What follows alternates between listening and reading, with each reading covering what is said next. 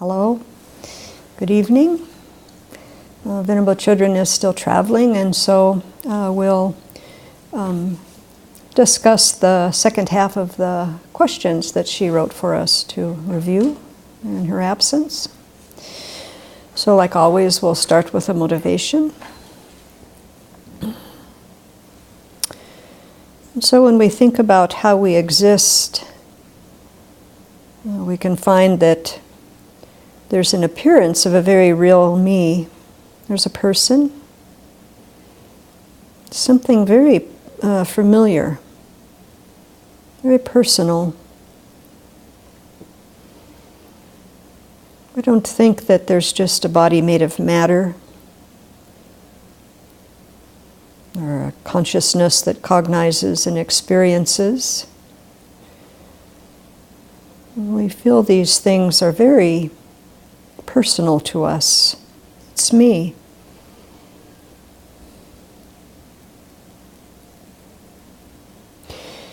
But when we go looking for that me that feels so solid and unchanging inside of ourselves, if it really existed that way, when we look very closely, we should be able to find it.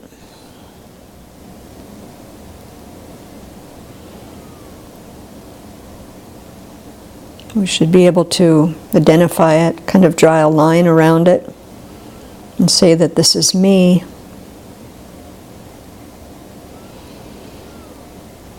But when we look, we really can't find that. There's really only this feeling of kind of a personal self. But when we look closer, what does that feeling refer to? What is it besides just a thought?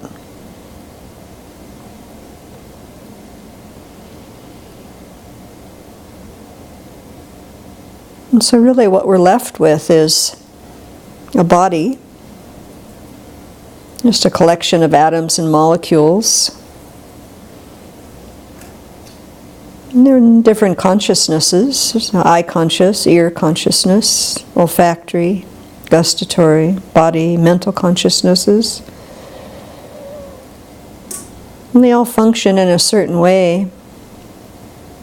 There's really nothing particularly personal about any of them. We have the thought I, but are we a thought? We feel like we're so much more than just a thought. But what else besides a thought could we be?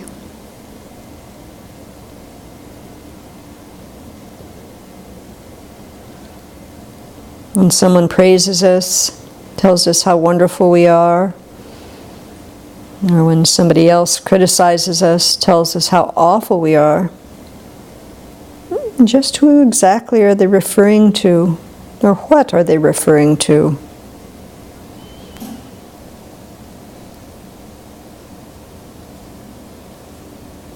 There's just a body and a mind.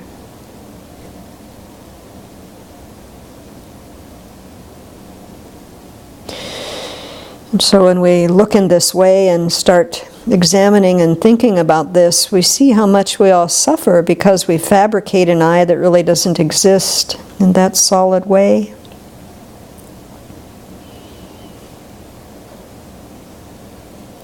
Not only do we suffer, but then we can think about how all sentient beings suffer too. Because they're fabricating this identity, this personal identity that is the self, just like we are, that really can't be found anywhere.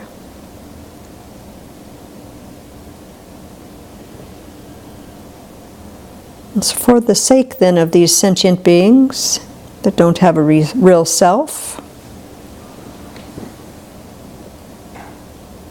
and also ourselves that don't have this personal self. And we really aim for the highest awakening for their benefit. And so we really cultivate this vast bodhicitta motivation that we can continue to work to attain full awakening, Buddhahood, so that we can be of really the most benefit to all beings. And so let's set that motivation as we continue our discussion on Aryadeva's 400 stanzas of the Middle Way.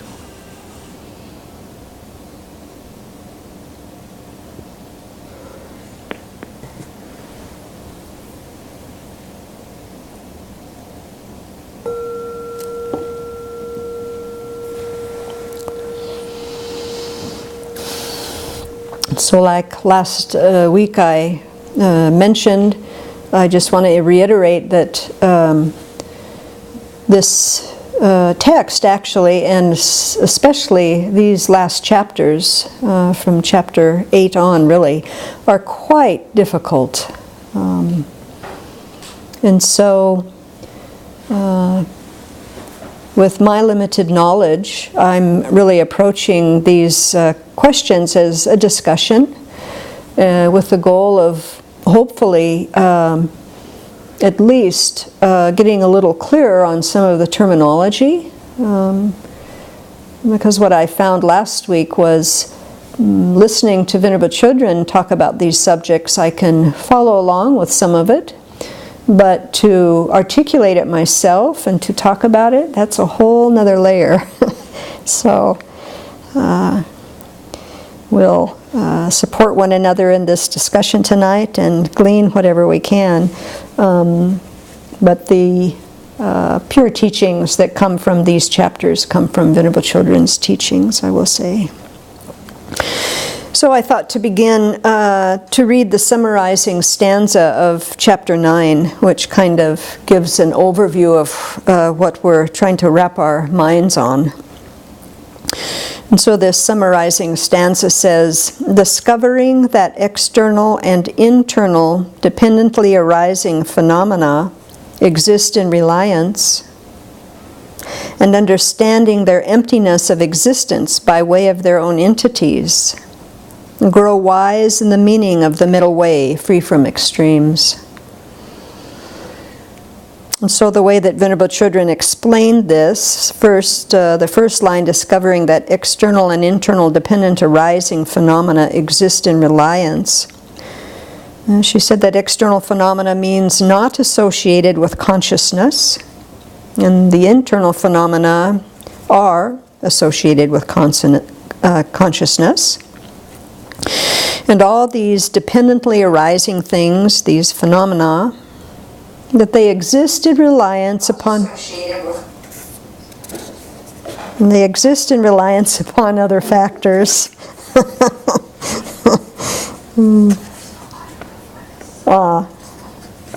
So we were having trouble with the audio, it sounds like. Yeah, okay. That's because we're trying to think about emptiness.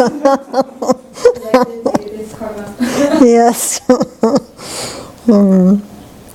So anyhow, we're reviewing the summarizing stanza of chapter 9. And so, let's see. So anyhow, so this phenomena, external, internal, are all dependently arising phenomena, dependently arising things. And they exist in reliance upon other factors. That's why they're dependently arising, because they exist dependent upon other factors. They can't exist under their own power. And so we understand their emptiness of existence by their own entities. That's not possible.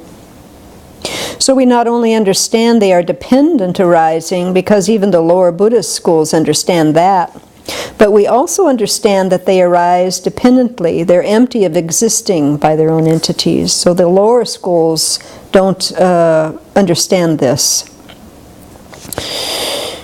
They can't really have something in them that's really them if they are dependent on other factors. And the lower schools think there is something that's really them, something that's permanent. So understanding these 2 points, then we can grow wise in the meaning of the middle way, free from extremes. And these two extremes, absolutism that says there is inherent existence, and nihilism, which negates things that do exist. And so initially when we start studying emptiness, we understand, we have the understanding of emptiness as what counteracts grasping at an inherent existing self. And initially, the understanding of a dependent arising counteracts thinking that things don't exist. And then Venerable Chodron said that later on, as we progress and deepen our understanding of the compatibility of emptiness and dependent arising, we come to see that dependent arising shows that there is no inherent existence, and that emptiness shows that things are not totally non-existent. And so the second step happens after we realize emptiness inferentially. So just from reviewing this, we can see this is very complex material, huh?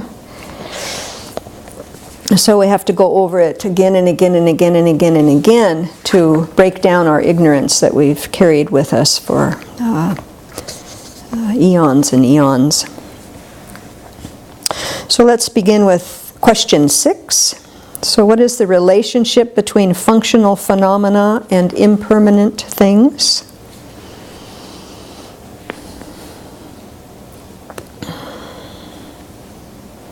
Mutually inclusive. Mutually exclusive. Inclusive, yes. Synonymous. Pardon? Synonymous. Synonymous, yes. Okay. Yep. So impermanent is synonymous with functional phenomena. And it's also synonymous with a thing. A thing is a functional phenomena. So permanent and impermanent are a dichotomy, mutually contradictory. The second part, what is the relationship between functional phenomena and things that arise due to causes and produce effects?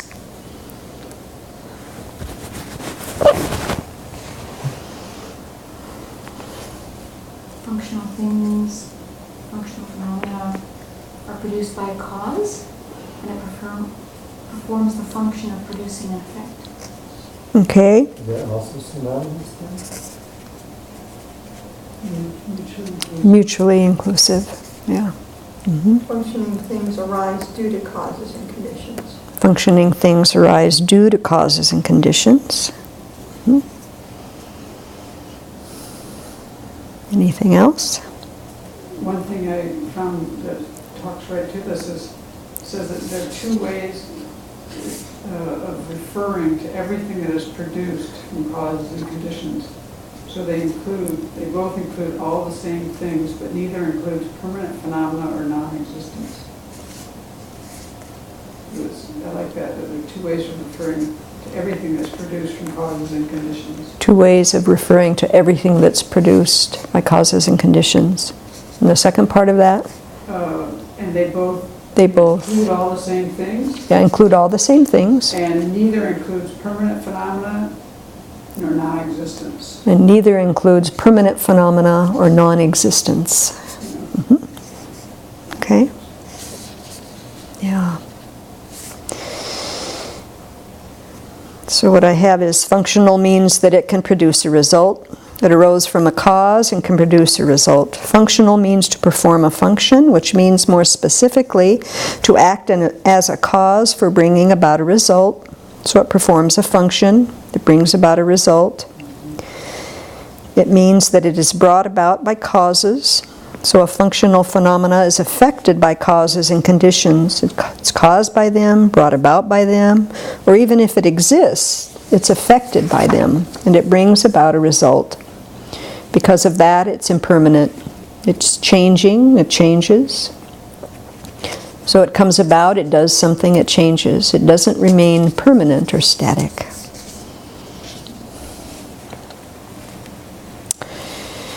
And then question 7, can functional things be permanent? Why or why not? You just answered that.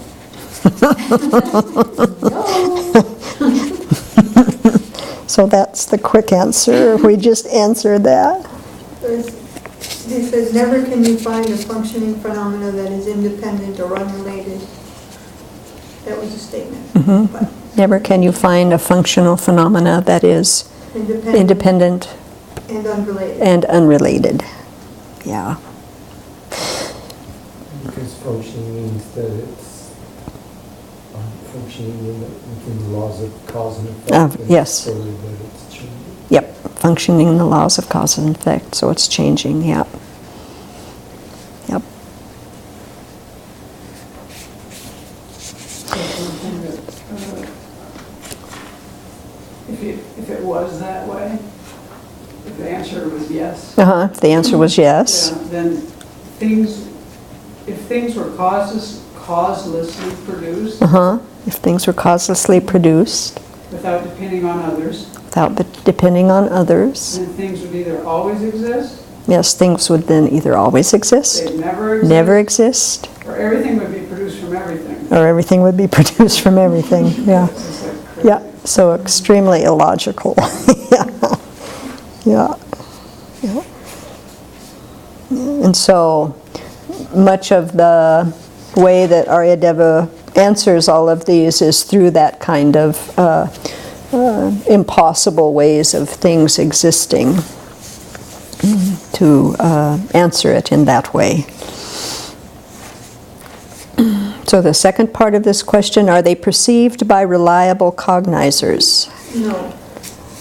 Yes. Yes. I had yes, then no, then yes. I had no and then I had yes. Now, reliable cognizer is mistaken, right? Right. Yeah, But they're reliable. but yeah, yeah. Yay, we Yes. The reliable cognizer is only mistaken if it perceives it as being inherently existent, not that it perceives it as being functional and a dependent arising. That's what it is. Well, a reliable cognizer are consciousnesses that are non-deceptive with respect to their principal or apprehended object. Non-deceptive means that it is trustworthy and knows its object correctly, that understands the purpose that can be accomplished by that object. Yeah? So direct, reliable cognizers know their objects, evident phenomena, directly and non-deceptively, without depending on a reason or logical mark. So functional things are perceived. Yes? And Isn't that they also are reliable, like that definition right there is how the Sautrantika would say it. But they're also reliable, the reliable cognizer also includes inference. Those are also reliable. Yeah, inference is also reliable. Yeah. But they can all be mistaken. They're all mistaken. Yeah. In that everything appears inherently. Inherently existent, yeah, so they're all mistaken. Yep. Anything else with that one? Well, one thing Venerable Children said, which was good, she said there's not a reliable cognizer for an inherently existent phenomena. There is not a reliable cognizer for an inherently existent phenomena. Yeah.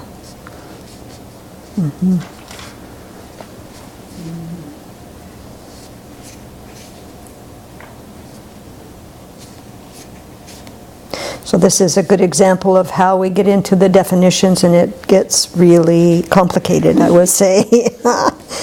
Not only in terms of the terms, but in terms of what tenant system that you're talking from. Many different layers of complication. And people online typing up? Nope. Hey, sorry, there was just too much panic over no audio, everyone trying to use the phone, and blah blah. And, Is it back now? Is the audio functional now? I don't know, someone said the feed will not load. I don't know what that means. Everyone to call in. Exactly. During our meditation, I heard one of the cameras do a click sound, like it clicked off. Yeah, they're both running. Let me ask if other people have. Yeah. So we may be having No, some. just one person is not having a feed, Oh. but others are okay. Everybody's okay then, except for one. Good. The one other thing I could add to this, because it just makes it complete, is Venerable Children also said that, she said that some of these schools that are thinking that these functional things are permanent, they are saying that things that are permanent are also meaning that they're truly existent. And then she went on to say, a conventional cognizer doesn't know a functional permanent phenomena because it doesn't exist conventionally or ultimately. Say that again. Okay, so some of these schools that Yep. think there's a permanent functioning thing. Yeah. Some of the schools that think there's a permanent functioning thing, which is what this... They also say that they're truly existent. They think that they're also truly existent. That meaning is in there. Yes. And then she goes on to say, a conventional Conventional cognizer cognizer. doesn't know a functional permanent phenomena, where it Conventional- doesn't exist conventionally or ultimately. Yeah, so a conventional cognizer does not know a functional permanent phenomena, yeah. Because It doesn't exist. It's impossible. Right. Yeah, or conventionally. That's the highest view. Yes, yes. Because everyone has a different take. Yeah, everybody has a different take, yeah. Yeah. This makes it clear. Mm-hmm.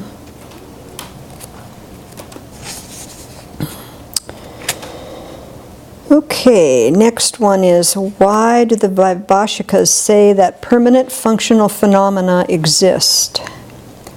What is the function that they say such phenomena produce? The function is to allow something to happen. Mm-hmm. The function is to allow for something to happen, yeah. Anybody else? The example, Mm-hmm. the example they give for that is space. Space. The function of allowing an object to be moved. Yeah. Yeah, so the example they use is space, allowing for things to exist in it or allow for something to move. Mm-hmm. They also say that something can be permanent and also be a cause. Yes, they also say something can be permanent and also a cause.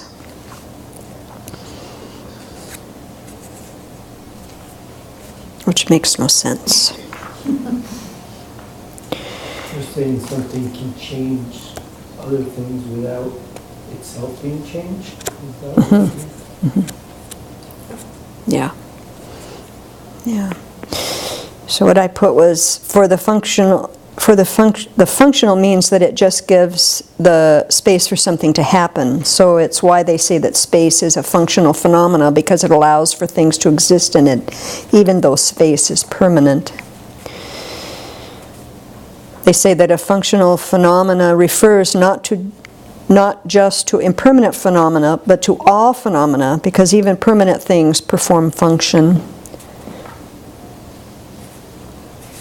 Even what you gave the example from our culture of the creative God, Oh yeah, the example Venerable gave was the Creator God from our who is permanent and Yeah. can still create. yes, who is permanent, is viewed as something permanent, but can still create.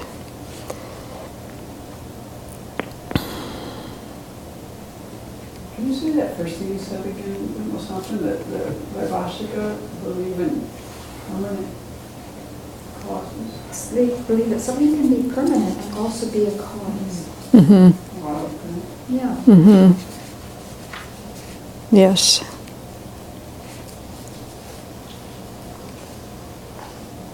That's from Venerable Children. This is from Alex Berzin. He said the Vaibhashikas are saying that both functional and non-functional phenomena perform a function in the sense that a permanent phenomena may not produce something else, but it performs the function of serving as the object for a cognition of it. And so in that sense, it's substantially existent. It doesn't create anything. It's not created by something else, so it's non-functional in that sense. But nevertheless, it performs the function of serving as an object of cognition. So, totally nonsensical from the view that we are studying and taught. And so then why don't Prasangikas accept this? Prasangikas have a different definition of the word function. So prasangikas have a different definition of the word function. They say function serves to produce an effect. Function serves to produce an effect.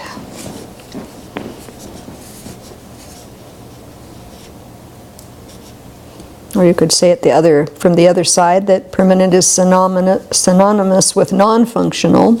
So a permanent thing does not change. So a permanent thing cannot perform a function because it doesn't change, it doesn't produce an effect.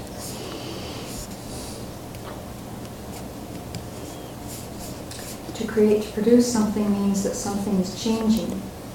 You can't create something out of nothing. Can't create something out of nothing. To produce something means that something is changing. But something changes to become the effect. If something changes, it can't be permanent. Something changes to become the effect. If something changes, it can't be permanent. We also talked about that the Prasangika agree that space is permanent. They don't agree that it's substantially existent or a substance. Yeah. And that's the great exposition school's thought. Mm-hmm. And then she says that, let's see, she says, the other system of tenets, including Prasangika, say that the presence or absence of another obstructive object is what allows or does not allow an object to be moved, not the space itself. The space itself is a non-affirming negative of obstructive contact. So space itself is a non-affirming negative of obstructive of obstructive contact. Yeah, so what allows things to move is not space, but the absence of. But the object, yes. So what allows things to move is not space, but the absence of something obstructive. Yeah, the presence or absence of something obstructive is what allows an object to move. To move, yeah. That's interesting to think of it that way. Yeah. Yeah, yeah.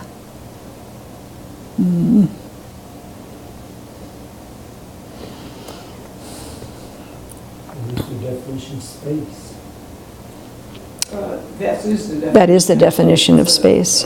Something like a lack of obstructive contact. Yeah, a lack of obstructive contact, or Obstructability. Yeah, or obstructability. There's two kinds of space, though. That's one of them. The other one is like the space inside of a jar, or just kind of, I think the usual way we talk about Yeah, space inside of a jar is the usual way, yeah.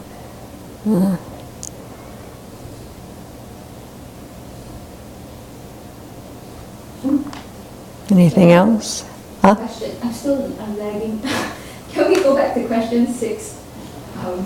I was just kind of curious why Venerable set up the questions that way, where it sounds like the same answer, but you feel that way about it. Or like, what's the point there, right? Yeah. And maybe it's about making a connection between, so functional phenomena are things that arise independent on causes and can produce effects. Yeah. And therefore, they are changing moment by moment. Yes. Correct? So that's why they are also synonymous with impermanent things. Right? But not everybody believes that. True. Yeah. That sometimes there are people who posit that sound is permanent, right? There's a list of 8 things that are mutually inclusive with functioning things. You have that list? Yeah. Yeah. This is Satantrika. This is from Satantrika, Uh-huh. I think. From the Satantrika. So I think it would, yeah. But it's still, the other schools would have their own list. They would just change what it is. So functioning thing and the phenomena mutually inclusive with it include, there's functioning thing, Functioning thing. impermanent phenomena, Product. composed phenomena, Cause. Effect. ultimate truth, And specifically characterized phenomena. This is the way they define things. Yeah. But I think actually you could shuffle those in another system and you Yep. have those same 8 or 9 things, you might define things Differently, yeah. Or you might have different things on the list. Mm-hmm. It wouldn't be an ultimate truth. Yeah. It's just tantric of it. Mm-hmm. Does that answer your question? Yes. Mm-hmm.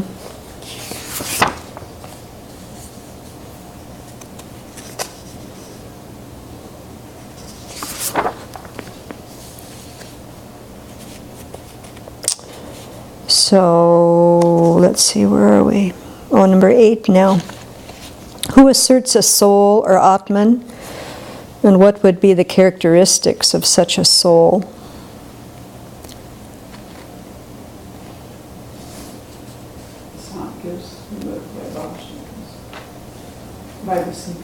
Vaivasikas, yeah. Vaishashikas. Yeah. Lots of non-Buddhists.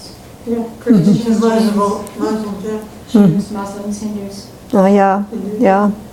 And we could even say Kshatriyas with the 8 consciousness, reserve consciousness. No, that's not considered part of like an atman. No. Okay. No. Sometimes written up as like a soul. Yeah, it might be. Some people might say that, but I don't agree. Mm-hmm. So any theistic religion, we could say, yeah. But Alex Burson said about that is that we might use the word soul, and he uses that word, but it's defined differently in different traditions. Different traditions, yeah, yeah. So, yeah, again, we're back to terminology again. Yep.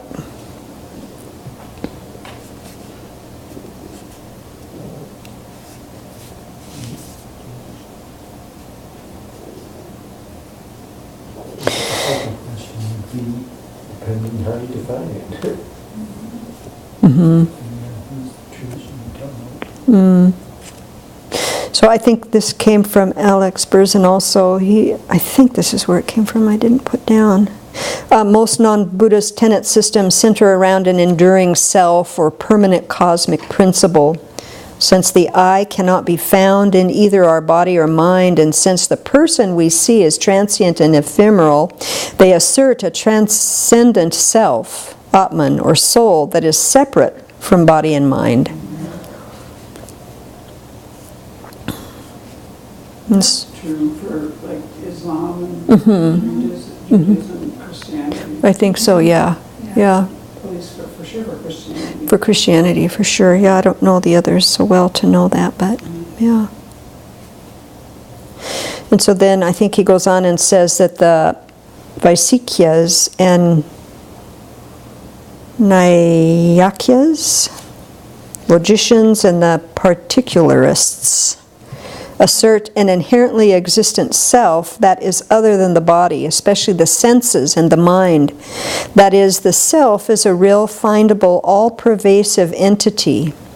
And then by purifying the mind through various rituals and fasts, one realizes this and thereby ceases to create either destructive or constructive karma. The self then separates from the body, and not taking another rebirth is thereby liberated.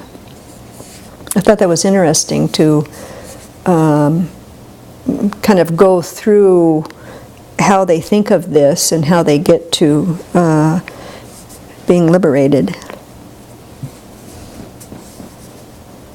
And so what would be the characteristics of such a soul? Unchanging. Unchanging, yeah. Partless. Pardon? Or monolithic is another word. And monolithic or independent. Monolithic goes With partless, Yeah. And then the third is independent. Mm-hmm. An essence that is really us. An essence that is really us, not yeah. affected by anything. Not affected by anything, yeah. By change, yeah. And so I think also this came from Berzin. Then when we have those we think of those characteristics, then we go on then and apply it to ourselves, then this solid self, this Atman, this soul, this I, then is the possessor of a body and mind. It possesses, it owns it. It lives inside it. It's the inhabitant. It controls it. So it's kind of like that little me sitting in the head, pressing the buttons of what we do, taking all the information in. So living inside the body, this inhabitant, controlling, owning it. This is mine, my body, my mind, my personality, my thoughts.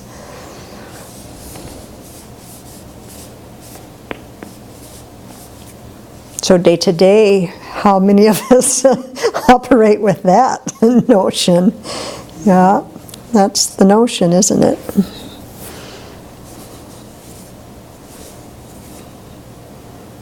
I think one characteristic too could be, that comes up later, is that the idea of a self that remains after you abandon the afflictions.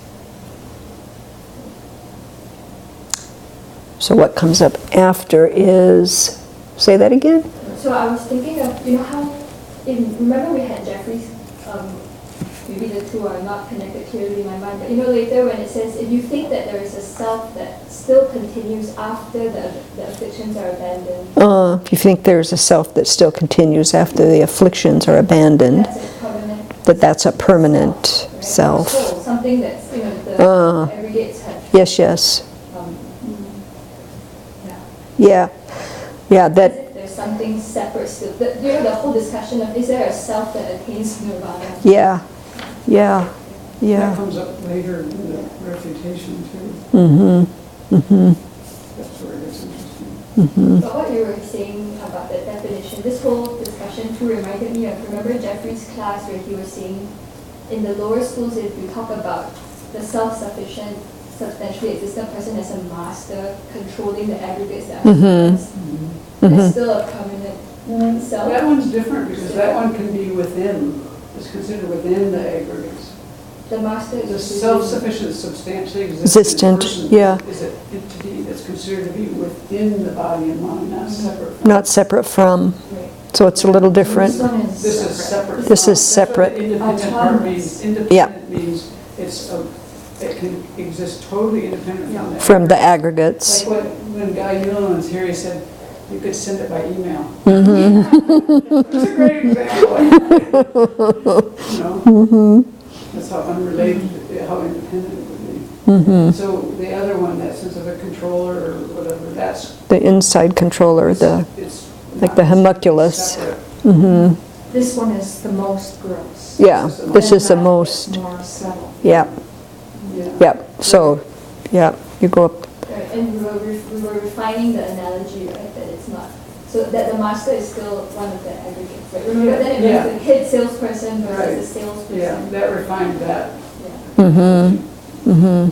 But both of them referred to one that was different from this. Yeah, okay. Yeah. A more subtle view of the self. It's a more coarse view of the self. And again, that brings up too all of these, and I think again it was Alex I was reading on his site where he talked about his teacher who would really chastise him for thinking that these are just ridiculous ways of thinking. And when you start getting into it and really start examining how, at least I do, how I function day by day, I'm right in with this. It is not something that's so silly, you know. I mean, intellectually I can say it is, but not how I actually relate to things. So it's quite interesting, and to see how I think that you have to really understand the grossest ones to be able to move up and start really grokking the ones that are much more subtle. There's a list of things in Jeffrey Hopkins' book.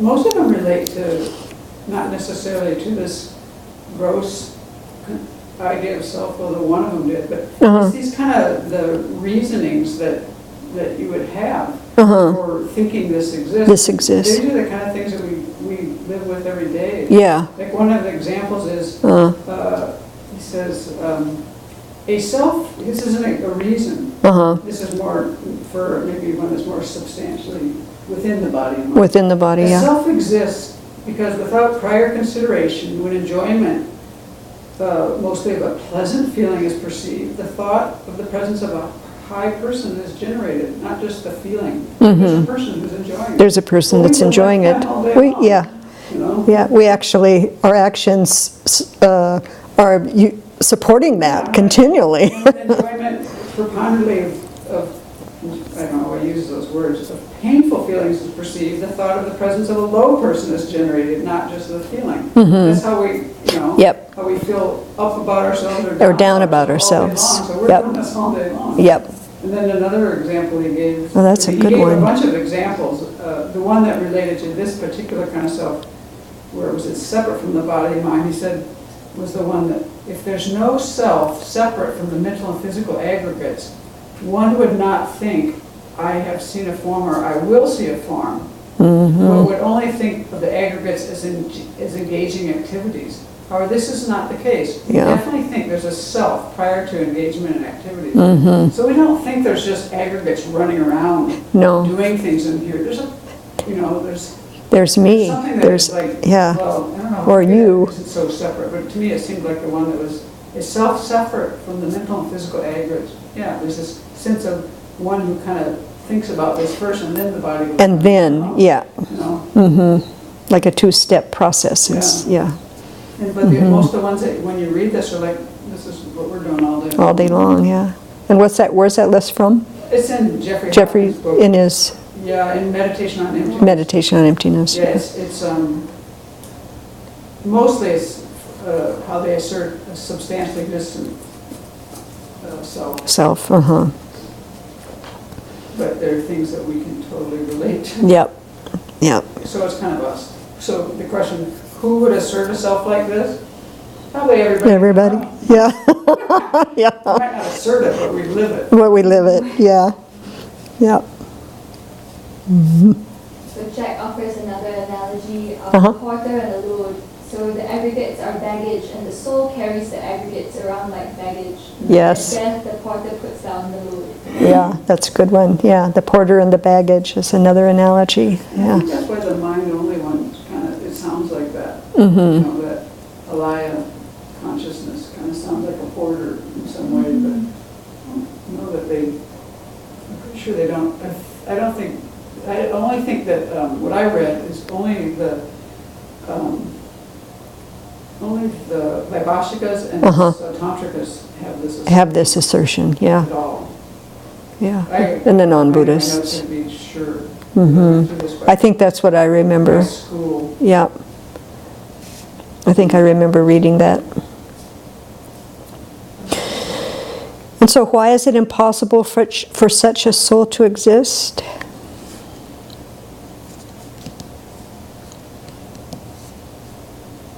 It's absurd. Yeah, because it's absurd. Because you couldn't change. Yeah, that's, Yeah. That's, I mean, from just my own personal, Yeah. like with Yeah, the books. yeah, How could you change? Yeah. How could you transform your you couldn't mind? learn. yeah. And you can learn, You couldn't learn.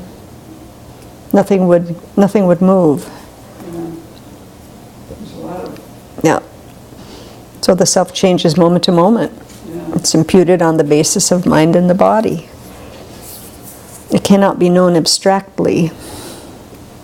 And then if we analyze and search for this soul, Mm-hmm. this unchanging, unitary, autonomous self, we should be able to find To it. find it, yep, But yep, we can't. yep. The more we look, the more elusive it is. And also they're two separate, like this one thing here says it, the self This, and the mental and physical aggregates, if they're not, if they were different entities, then their characteristics would have to be, they don't really jive. I'll just read it because Yeah, read it. it's better. yeah, yeah. The self and the mental and physical aggregates are not different entities. Because if they were, the self would not have the character of the aggregates, such as production, disintegration of body, form, experiencing objects, and so forth. In that case, there would be no basis for the designation self, and there would be no object to apprehend as a self, Because the person would be a non-product. Yeah, It's like, you really could send that person away on the email and your body and mind could stay here, yeah, Type in the email. yeah, yeah, yeah, It'd be that absurd. And also, this goes to your question. If the person were a non-product, which is what this is saying, it would either have to be permanent, a permanent existent like nirvana, or a non-existent, like a flower in the sky. Like you know, and those things, such a phenomenon could not be the base of the designation of self. yep, It couldn't serve as an object to be apprehended as a self. yep, The self would then be changeless, and a changeless self could not take rebirth, could not die, could not cognize objects. There's even more. couldn't do reasons. anything, yeah, There's tons of reasons Yeah. it just doesn't work. doesn't work on any level. And you couldn't apprehend it. You couldn't apprehend And it. you can't apprehend it. That's kind of how we do when we do the 4-point analysis. Like, where do you apprehend this self? If you go outside of the body and mind, is it like over there in the bush? Yeah, You know, like, no, and then the last one is, one of the most incisive reasonings refuting a self separate from the aggregates is that it would be useless to call such an unchangeable phenomena self. Without the experiencing of objects or the taking of rebirth, the word self would lose any meaning. any meaning, That yeah, makes a lot of sense. Yeah, doesn't it? What would Yeah. you need the word for it? It would just be, here come the aggregates. yeah, yeah, yeah, yeah. Makes no sense. We would say, hey, there's Peter. Yeah, There's an arm. there's the arm coming, yeah. Here come the legs, yeah. That collection.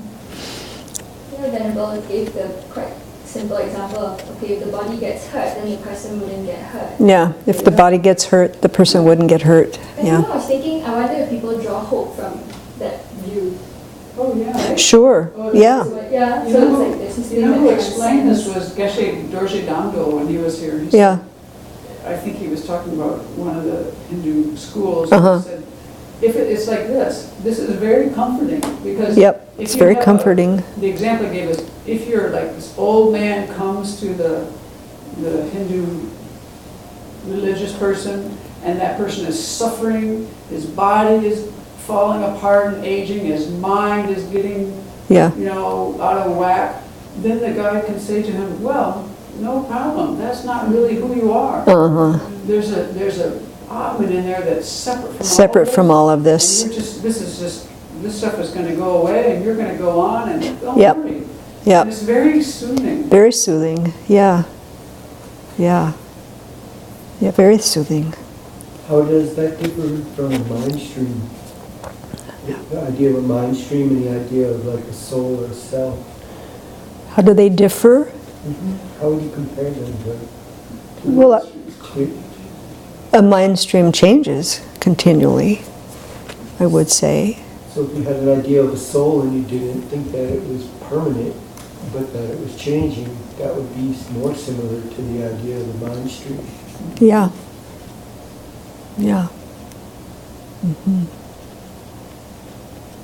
Yeah, but the characteristic of soul is not changing.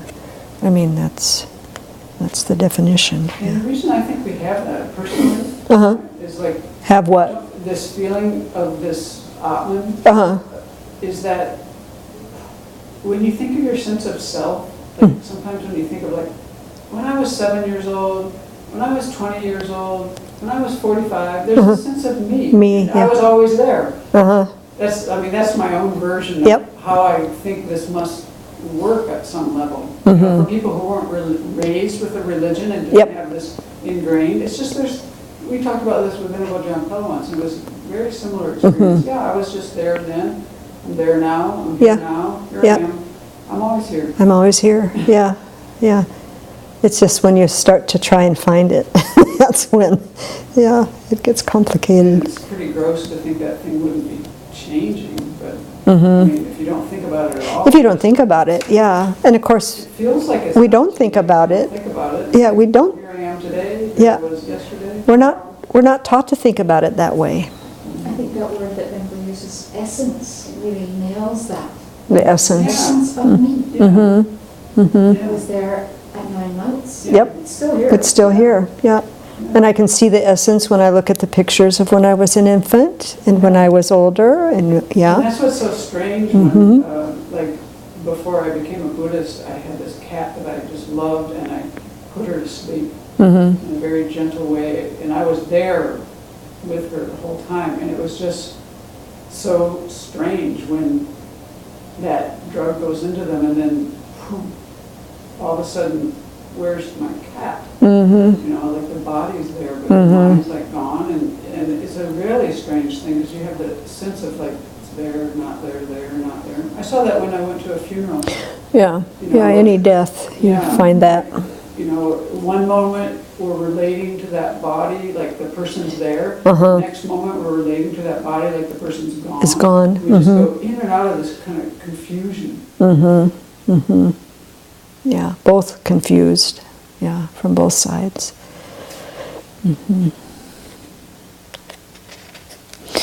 Okay, let's go to number 9. What are the arguments for refuting partless particles?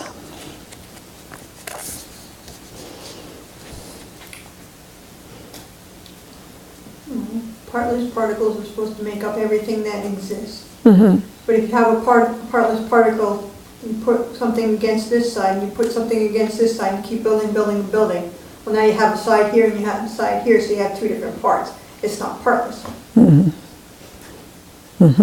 Yeah. Yeah, clearly stated, yeah.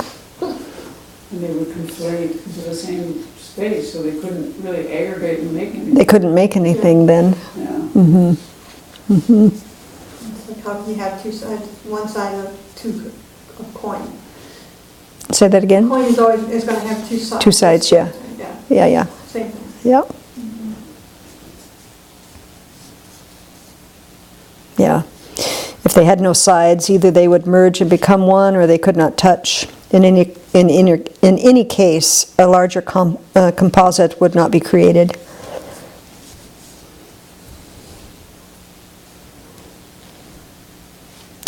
The Vaishikas assert, when they talk about partless particles, their assertion is that there's a certain number of particles in the universe, and that's it.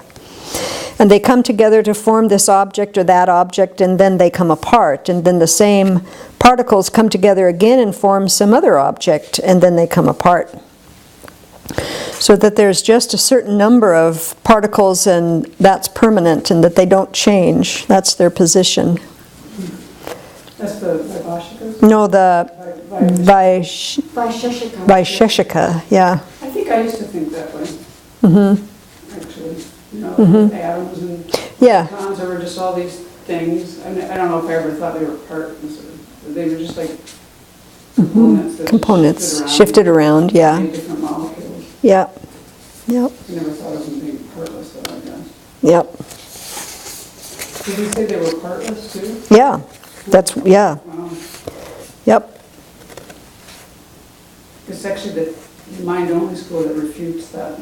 Yes, the Chittamantra school refutes.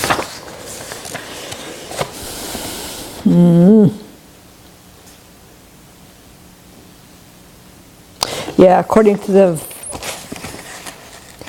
Vaisheshikas, there are directionally partless particles which are the smallest units of matter. They are considered ultimate truths because they cannot be further subdivided either physically or mentally, and thus do not lose their identity under any circumstances.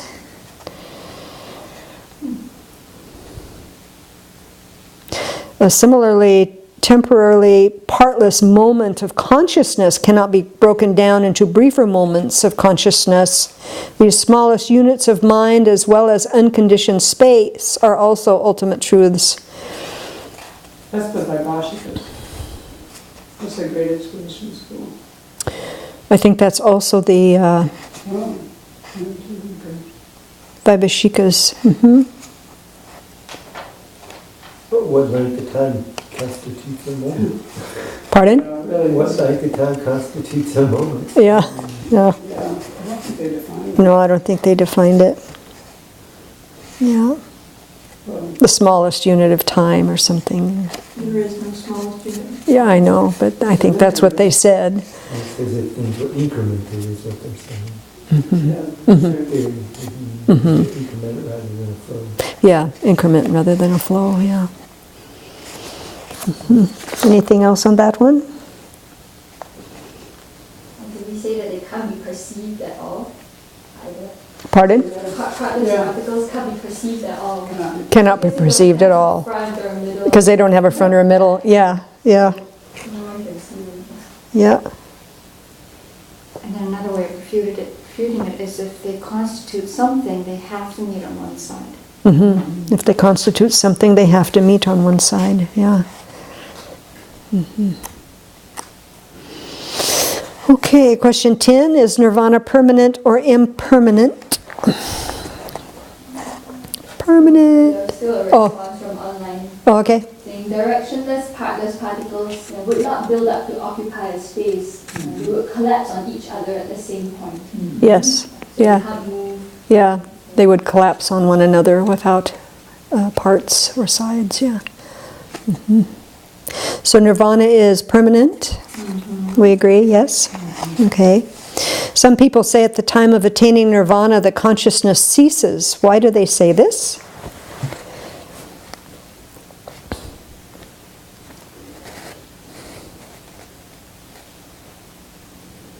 So some say that nirvana is the cessation of all the defilements and the cessation of all the aggregates. And so, because all those things cease, then they say there's no continuum. No continuum left. Right.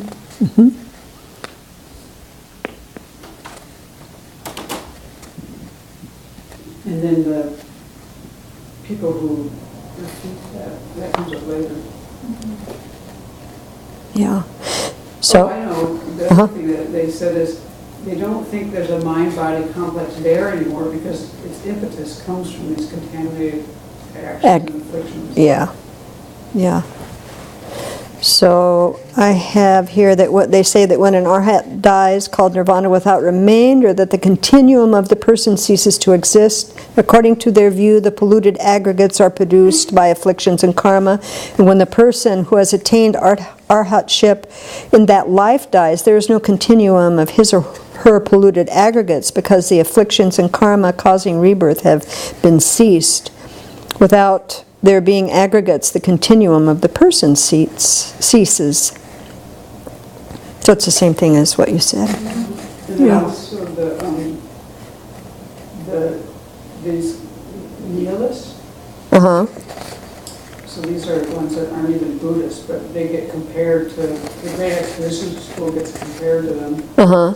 But they, one of the dialectician nihilists, they say that the mind at the point of death has no conjunction with a later moment of mind. They don't believe that that happens. No continuum. Right. And so they describe it, consciousness is like a fermentation of the elements, much like inebriation produced from alcohol. Mind is not considered to be a phenomenon different from matter, because they only believe in things that they can see. They see, yeah, yeah. So if they can't see it, it doesn't exist. Yeah. So that becomes quite important because they use this, the refutation they use is for the refutation against them when they talk about the Great Exposition School. Sorry, I wonder if we could step back and talk about why nirvana is permanent. Because last week, remember, we always got tricked, I think, when we were talking about examples of impermanent phenomena that have a beginning but no end. And then someone said nirvana, all of us were, yes. So, you know, and later it's like, hang on. Yeah, so why would we argue that nirvana is, so if it's permanent, it does not arise from causes and cannot produce effects, right? It's a non-affirming negation. Non-affirming negation, yeah. So you've actually It's a cessation. a cessation of suffering and delusions and grasping onto inherent existence. without asserting. So it's a cessation, yeah, of delusions. So why would a school that believes the conscious or the mind stream continuum ends wish to attain that state? Why would they work towards that? They do believe in rebirth up to that point. So you're basically like the couple of the lesser vehicle schools that believe that. You're having rebirths that are associated with dukkha, the control of afflictions and contaminated karma. So it's suffering. So this is their definition of nirvana. You're free from that. You're free from that suffering. Existence, and you have to have gone out of existence. Existence, yeah. It seems pretty pathetic to me. Yeah. Why would they work towards that? Because they don't want to suffer. Because they don't want to suffer. Suffering. Yeah. Yeah, it seems kind of hard to fathom from our. Yeah. Well, but there's some religions that believe once you die, that's the end of it, certainly. So it's the same way, yeah, in that way. But more interesting is how you refute that belief. Which is how you refute the nihilist view. Refuting the nihilist view, yeah. Which I think is the next one. So how would you refute this belief? It's long. Shorter one. Short version. Okay. There's nothing that can seize the luminous and aware nature of the mind. Nothing that can cease the luminous, aware nature of the mind. The mind's clarity and awareness. Mind is clarity and There's awareness, nothing that can stop that. and nothing that can stop that. Even when the Buddha passed away, his mind stream still exists. Yeah.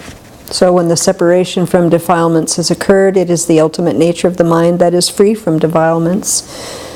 And the ultimate nature of mind exists from beginningless time. It exists as long as there is mind. The ultimate nature of the mind is called Buddha nature. When it becomes endowed with the quality of having separated from defilements, it is called nirvana. Therefore, the very basis of nirvana, the emptiness of the mind, is always with us. It's not something that is newly created or gained from outside. Yeah. What I found helpful was they say that the Vaibhashikas that are claiming this, they fall to the same depth as the nihilists.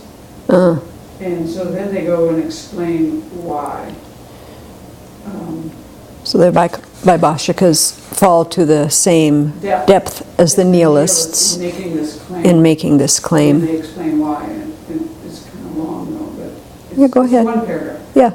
The body is not the main cause of a mind, because if it were, a dead body would be absurdly conscious. Yeah. Also, the mind does not depend on the body in the sense of being its substantial effect, because the increase and diminishment of wisdom and so forth do not depend on the increase and diminishment of the body. This is not to deny that the mind and the body affect each other. Rather, all states and changes of mind do not depend on the body.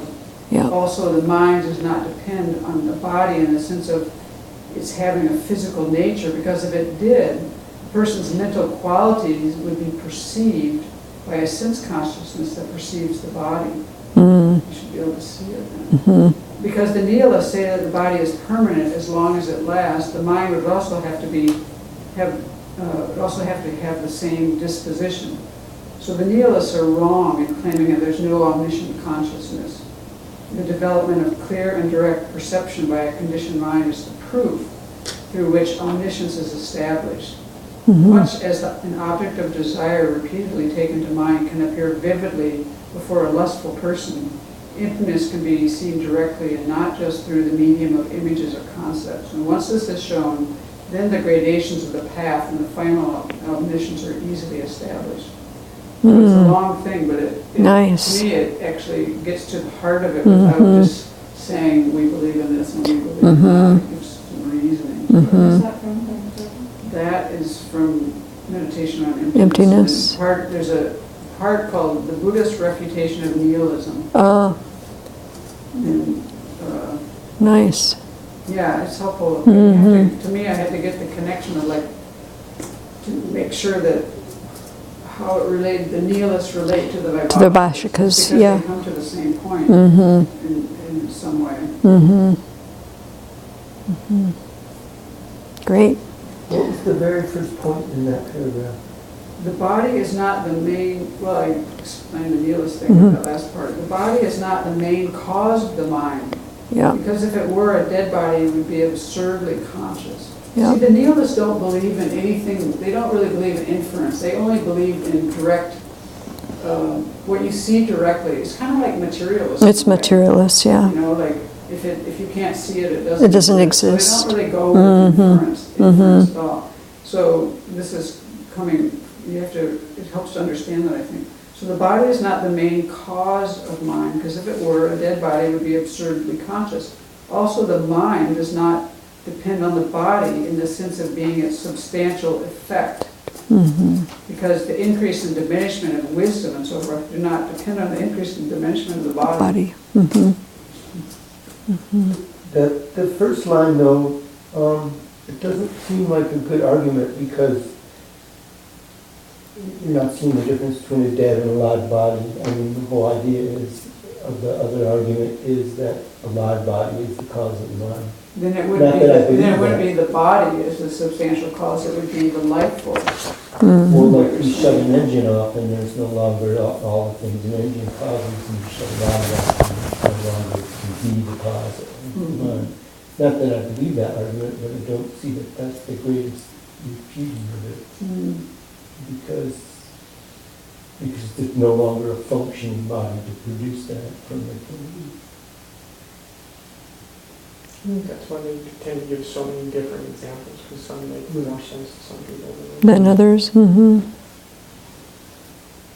Something, Minabadamcha? Oh, this is from online. Heather says, without craving, we are no longer an embodied being, but that doesn't mean nothing exists. You do not need an inherently existent person to assert nirvana, but it doesn't mean nothingness either. And she quotes from the Song of the Four Mindfulnesses. There exists a divine form of your body, which is the purified state of the aggregates. So, at the attainment of nirvana, you still have the aggregates, but they are no longer peri-ready. Mm-hmm. Mm-hmm. I guess the thing is, so the Vaibhashikas posit a substantially existent person, right? So when the aggregates that are substantially existent are destroyed, Yep. that's it. Gone. Yep. Right. But the Prasangikas say, no, you're merely labeled independent. Independence of upon aggregates, which can be aggregates. purified. So there is still a merely labeled person, but on the dependence of purified Mm-hmm. aggregates. Mm-hmm. And I think that she said, some people say this. Because I remember we asked Bhikkhu Bodhi about this, and he said, actually, not much is said about this in that canon. Because it's not all I would say Theravada Buddhists who believe this, it's yeah. just some. Uh-huh. And then when we asked him about this was some years ago, he said, there's not much said about this, actually. Did he follow that logic? Did he? Well, we didn't get into this depth. Oh, okay. We didn't know enough back then to even have this discussion. Yeah. I didn't. Yeah. The Buddha said that the mind is free of the defilements that visit it. Mm-hmm. He said that in the Dhammapada. Mm-hmm. Mm-hmm. To say that when the defilements are gone, the mind is gone, contradicts that. Yeah. Well, and when you think about the formless realm, I mean, what are we talking about there? No body, just mental body. Yeah. Okay. Thank you, everybody.